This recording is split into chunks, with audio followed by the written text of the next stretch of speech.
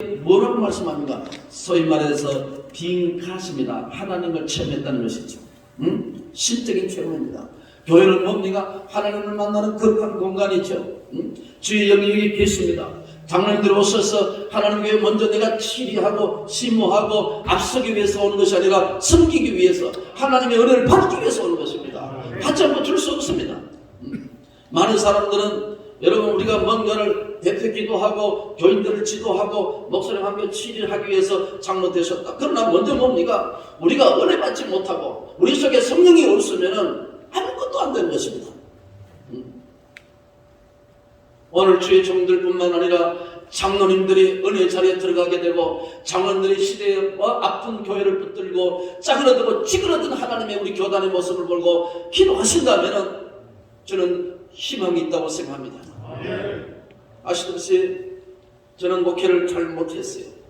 그런데 15년 전에 제 도시에 있는 뒤산에 바위에 끌어안고 주일 밤만 되면 주일 저녁 예배 드리니까 앉아서 기도하면서 깊이 생각했습니다. 종일을 1년 생면 내가 하는 것이 뭐 있겠냐고 생각할 때 그래서 제가 은혜로운 동행 기도를 하자. 내가 할 수 있는 것이 이것밖에 없다 생각하고 다른 정치적인 문제를 다 뭐 총무님이나 사무총장 이런 분들이 다 하시면 되고 시대 따라 다 흘러가는 것이니까 그러나 우리 교단을 조금이나마 살릴 수 있는 길이 무엇인가를 고민하다가 저는 은혜로운 동행 기도를 하고 지금 잘 순항하고 있습니다. 저는 뭐를 하더라도 저는 큰 기대를 그렇게 하지 않습니다. 그러나 종들 가슴 속에 장로님들 가슴 속에 다시 기도해야 되겠다. 다시 부르짖어야 되겠다. 다시 은혜 자리 돌아가야겠다 하면은 우리 교단은 여러분 300만 성도 아닙니다. 50만이 떠났습니다. 60만이 떠나버렸습니다. 1만 2천 교회가 아닙니다. 여러분 1,400 교회가 다 사그라들고 문을 닫았습니다. 지금 여러분 코로나 계속되면은 더 수십만 명이 교단을 떠날 것이고 교회를 떠날 것입니다. 이건 누구의 책임이야? 우리는 코로나 시대의 책임만 돌리지 말라는 것입니다. 우리들이 지금 엎드리고 하나님 앞에 본질을 붙들고 은혜를 붙들고 은혜의 와차를 붙들고 하나님 앞에 긍휼과 자비를 베풀어 달라고 이렇게 기도할 때라고 저는 생각합니다. 여러분 보십시오. 2장 1절 말씀해 보시면 뭐라고 했습니까? 하나님의 말씀을 들어야 한다고 말씀했습니다. 4절 말씀 보시면 패역하고 하나님의 백성들에게 가라고 말씀합니다. 2절 8절 말씀에 보시면 입을 벌리고 하나님께 주시는 두루마기 즉 하나님의 말씀을 받아라고 말씀합니다. 저는 우리 교회 장로님에게 이렇게 요청합니다. 대표 기도하실 때는 반드시 한 주간 새벽 기도하고 여기 올라오시라. 그렇지 않으면 올라오지 않아도 제가 아무렇지도 않게 제가 책망하지 않겠습니다. 여러분은 주의 종들에게 많은 요구를 하십니다. 기도하시라, 말씀 은혜 설교하라. 여러분 장로님들은 장로님의 사역이 분명히 있을 텐데 목사와 함께 상당히 중요한 축을 담당하는데 오늘 장로님들은 그렇게 하지 않습니다. 그래서 저는 강력하게 15명의 장로님들 한 분 빼고는 다 합니다. 한 분이 누구냐? 한나라 맞아 국민의힘 원내대표 김기현 장로님 그분만 빼고 다 하십니다. 아주 미안하게 생각하시면서 대표 기도할 때 한 번씩 그렇게 하시죠. 장로님 기도했습니까? 아이고 죄송합니다. 우리가 엎드리지 아니하고 쓸 수 없는 것이고 그래서 장로님들의 한 주간 대표 기도하기 위해서 새벽 기도 와서 기도하시고 하는 거 보면 성도들이 은혜 받습니다. 저의 기도에 은혜 못 받으면 저의 설교에 은혜 못 받으면 장로님들의 기도에 은혜 받으시라는 것입니다. 저는 성가 지휘자에게도 새벽 기도를 요구합니다. 그런데 성가를 통해서 은혜 받는 사람들이 있지 않습니까? 교회는 뭡니까? 은혜의 공동체인 것입니다. 성령 공동체란 말입니다. 이 공동체라는 것은 반드시 성령과 은혜가 없으면 교회가 안 되는 것입니다. 십자가 달려도 교회가 안 된다는 것은 생명 살리지 못하고 우리가 하는 장로님들이나 주의 종들이 살지 못하는데 무엇을 설교할 수 있느냐는 것입니다. 저는 이 에스겔을 체험했던 것을 우리는 다시 본질이라고 생각합니다. 여러분 아십니까?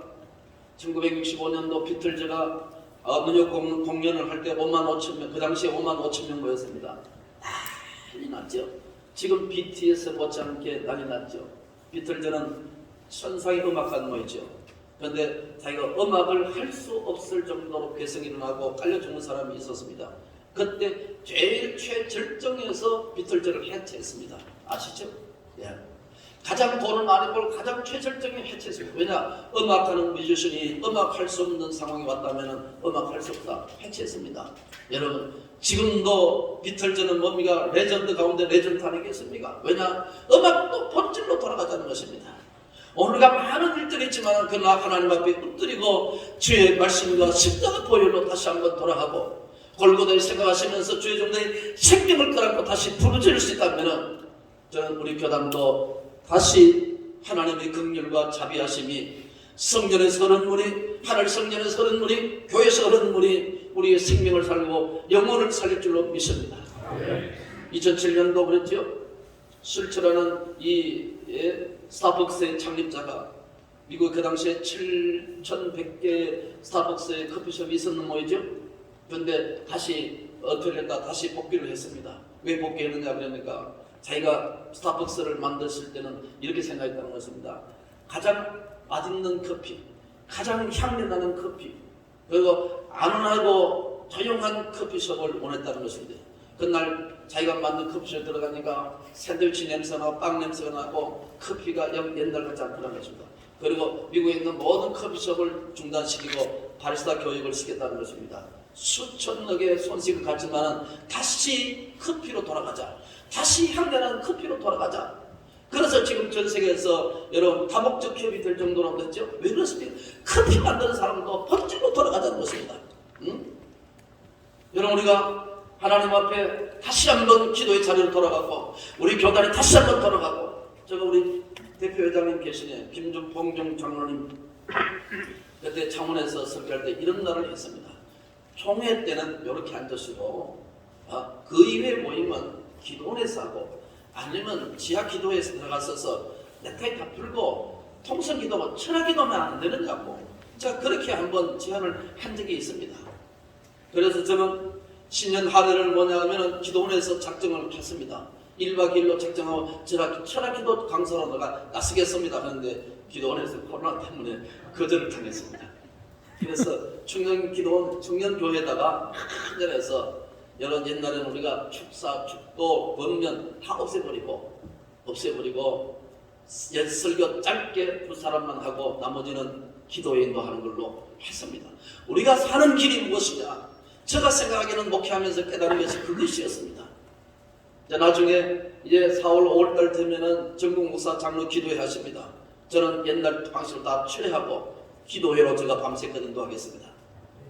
반드시 하나님이 긍휼과 자비가 나타날 것입니다. 하나님의 성령이 우리 가슴 속에 맺히고 목사 장로 속에 가슴에 성령이 들어가면 교회는 사는 것입니다. 당연히 사는 것입니다. 정치 5장과 정치 3장에 보시면 목사와 장로에는 라이벌 관계가 하는 것입니다. 해프입니다. 목사를 해프하는 사람이 장로님이십니다. 왜 교회가 그렇게 목사와 장로에 잡아먹지 못해서 어른되고 있습니까? 장로와 장로 사이에서 왜 이렇게 갈등이 있습니까? 앞으로 우리 교단을 통해서 이런 일들이 일어났어서 다시 한번 하나가 되고 다시 한번 성령의 바람이 불어치키고 십자가 우리 가슴 속에 들어가 눈물이 맺히는 거룩한 역사가 있기를 예수의 이름으로 축복합니다. 하나님 아버지 영광 받으시옵고 우리 수도권 장로님들 충성하시고 헌신하시는 교회마다 은혜와 부흥 역사되게 하시고 앞으로 하나님의 뜻 가운데 하나가 되는 날이 올 수 있도록 하나님께서 축복하시고 은총 나누어 주시옵소서. 축복하고 예수님의 이름으로 기도하옵나이다. 아멘.